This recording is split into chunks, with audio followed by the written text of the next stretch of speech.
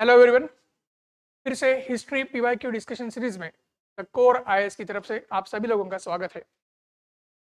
जैसे कि हम पहले भी बता चुके हैं और आप लोगों ने भी देखा है, 2011 से लेकर 2022 तक के सारे पीवाईक्यूज ने डिटेल्ड में डिस्कस की, खास करके हिस्ट्री के लिए।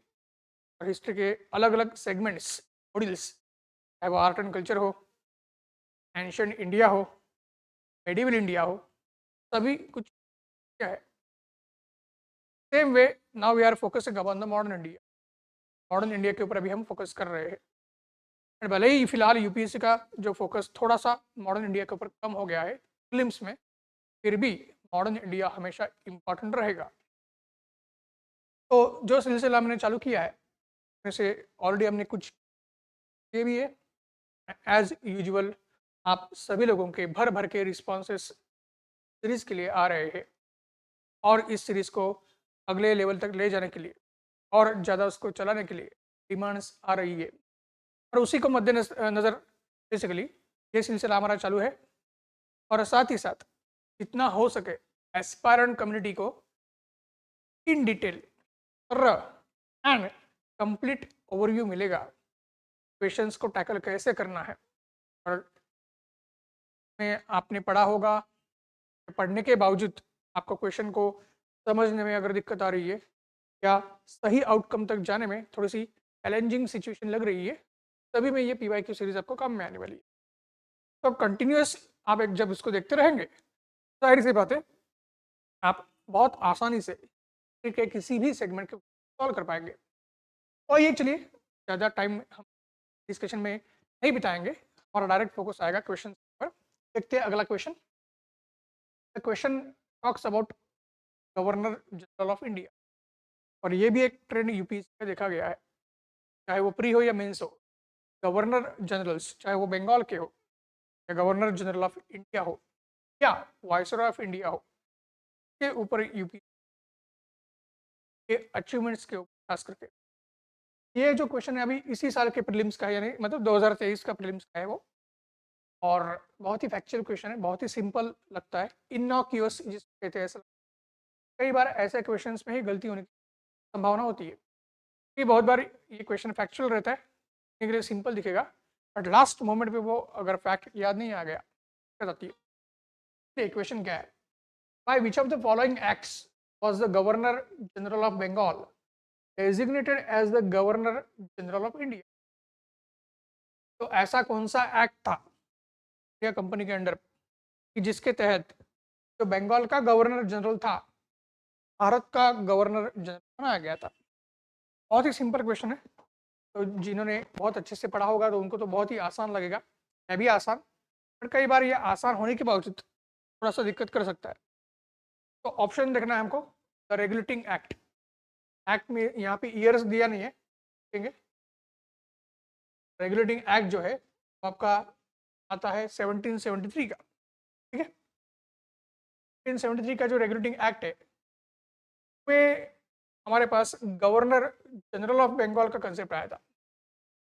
एक्ट 1773 है, उसमें गवर्नर जनरल ऑफ बंगाल ये पोस्ट लाई गई थी। Governor of Bengal was redesignated, okay, as a governor general of Bengal. ये पॉइंट ध्यान में रखना है।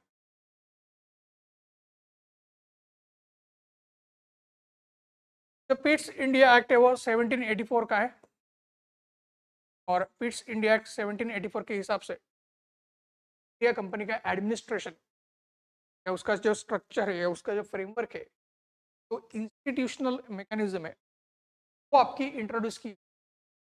एंड 1857 का जो रिवॉल्ट है या 1857 की जो हमारी क्रांति है वो होने तक India was ruled by, India was govern by the Pitt's India act 1784।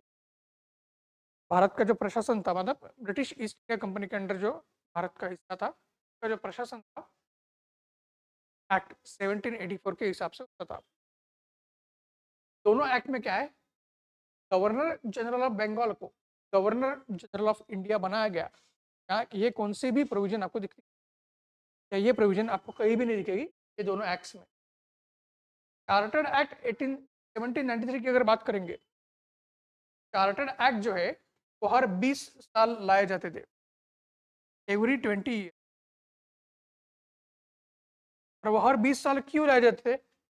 जब रेगुलेशन एक्ट 1773 लाया गया था तो ईस्ट इंडिया कंपनी की हालत बहुत खराब थी। ये चीज़ आप लोगों ने पढ़ी होगी। Financially company was bankrupt, financially company was about to declare itself as a insolvent. Company लगभग बैंकक्रप्ट हो चुकी थी, तो वो इंसॉल्वेंट डिक्लेयर करने वाली थी। और इसी वजह से क्या है, ये कंपनी ने ब्रिटिश गवर्नमेंट को request, government should help it out, bail it out, government उसको बेल आउट करे। तो ब्रिटिश गवर्नमेंट ने या एक्सचेकर ने उसको बेल आउट किया था, बट ये क्लियर था पहली और आखिरी बार हम आपको बेल आउट कर रहे हैं, पहली और आखिरी बार हम आपको बेल आउट करेंगे या फाइनेंशियल सपोर्ट देंगे। अगर उसके बाद भी अगर आपने लॉसेस सफर किए या आपके लॉसेस थे, फिर मजबूरन कंपनी को बंद करना पड़ेगा।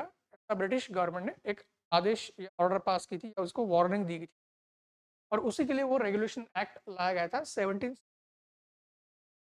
और फिर इस वजह से ये भी डिसाइड किया गया था कंपनी इंडिया में आगे चलेगी या नहीं चलेगी, वो प्रॉफिट्स के बेस के ऊपर तय किया जाएगा।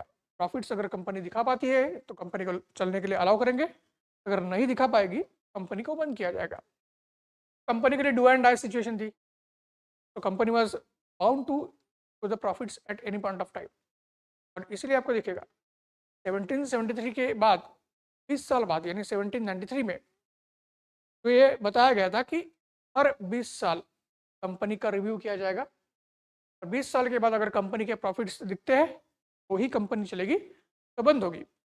और अगर प्रॉफिट्स दिखते हैं तो हम चार्टर इशू करेंगे, कंपनी ने प्रॉफिट शो किए हैं, कंपनी को अगले 20 साल भारत में trade and commerce as well as administrate करने के लिए ब्रिटिश गवर्नमेंट की तरफ से या होम गवर्नमेंट की तरफ से अलाउ किया जाएगा। और इसीलिए हर 20 साल के बाद चार्टर्ड एक्ट आना शुरू हो गया। That's why after regulation act 1770 साल के बाद यानी 1793 में we have the first chartered act. हमारा पहला चार्टर्ड एक्ट आपको, और उसके बाद फिर we have the chartered acts of 1813।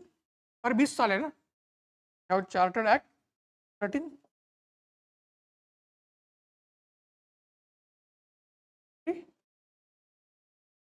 And 1850। तो 1793 का जो चार्टर्ड एक्ट है वो तो कंपनी का वजूद मेंटेन करने के लिए लाया गया था। तो उस वजह से क्या है कि कोई भी एडमिनिस्ट्रेटिव चेंज या कोई भी एडमिनिस्ट्रेटिव रिफॉर्म्स में इंट्रोड्यूस नहीं किए गए। तो गवर्नर जनरल ऑफ बंगाल को गवर्नर क्या बनाएंगे, ऐसी कोई संभावना चार्टर्ड एक्ट 1793 में भी नहीं आती है। तो क्लियर कट हमें रेगुलेशन एक्ट में भी कोई प्रोविजन नहीं है। रेगुलेशन एक्ट में तो गवर्नर ऑफ बंगाल जो है उसको गवर्नर जनरल ऑफ बंगाल बनाया गया है। इट्स इंडिया एक्ट में कंपनी का ओवरऑल एडमिनिस्ट्रेशन इंट्रोड्यूस किया गया है। चार्टर्ड एक्ट का पर्पस ही कंप्लीटली डिफरेंट है। ऑटोमेटिक ये तीनों ऑप्शंस कट हो जाएंगे एज आंसर। हमारे पास एक है चार्टर्ड एक्ट के अंडर विलियम बेंटिक जो है लास्ट गवर्नर जनरल थे बंगाल के, और उनको अभी इंडिया का पहला गवर्नर जनरल बनाया गया, फर्स्ट गवर्नर ऑफ इंडिया। ये पॉइंट ध्यान में रखना है। तो चार्टर्ड एक्ट 1833 के under governor general of Bengal was redesignated as governor general of India. ध्यान में रखनी है।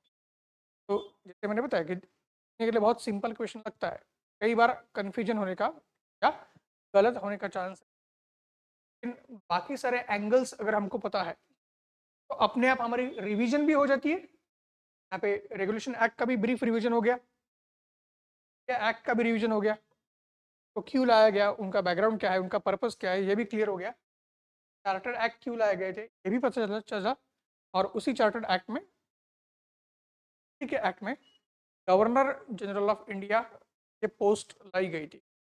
गवर्नर जनरल ऑफ बंगाल की बजाय गवर्नर। तो in that fashion we have to keep in mind the things. इसी हिसाब से सारी चीज़ों को ध्यान में रखना है। ठीक है? तो ऐसा हमारा अपने आप चीज़ें क्लियर भी होती है, लिंक भी होती है, और ये लिंक होते होते एक दूसरे का जो संबंध है वो भी बहुत आसानी से हम समझ सकते हैं, सही आंसर की तरफ आराम से आ सकते हैं। This is a case. आइए चलिए बाद में अभी दूसरा क्वेश्चन देखें।